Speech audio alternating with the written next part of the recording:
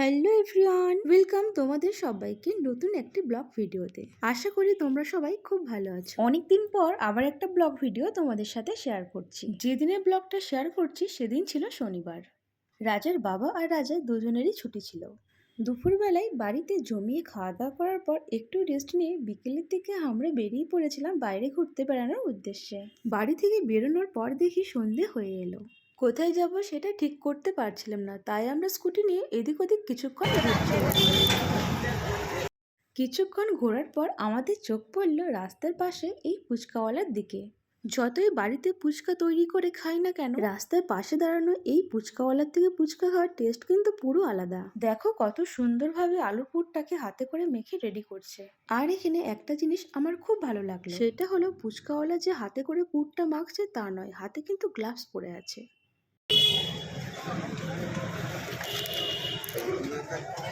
Plastic size बढ़ा दीजिएगा ना।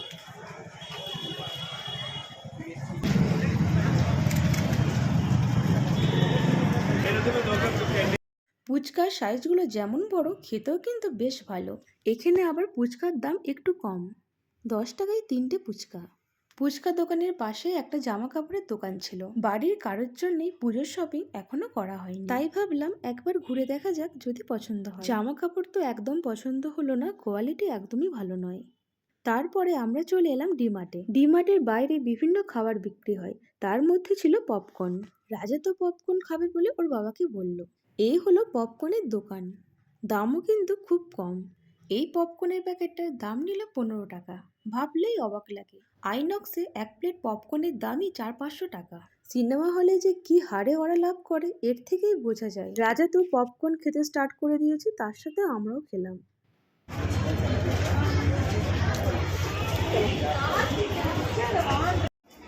এরপরে আমরা ঢুকে গেলাম ডিমার্টের ভেতরে। একদম দোতলায় চলে এলাম, যেখানে জামা কাপড় বিক্রি হয়।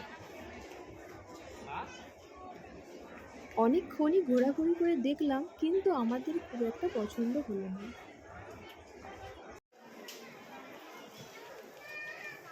তারপর আমরা নিচে চলে এলাম। কিছু গ্রসারি জিনিসপত্র শেষ হয়ে গিয়েছিল, সেগুলো টুকটাক নিয়ে নিলাম। ডিমার্ট থেকে বেরিয়ে ডিমার্টের কাছাকাছি রাস্তার ধারেই আমরা একটা ছোট ক্যাবে চলে এলাম।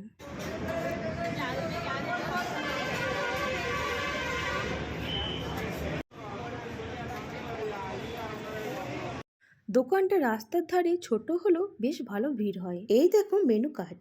খাবারের দাম খুব একটা বেশি নয়। Pure veg hotel, non veg কোনো আইটেম এখানে পাওয়া যায় না।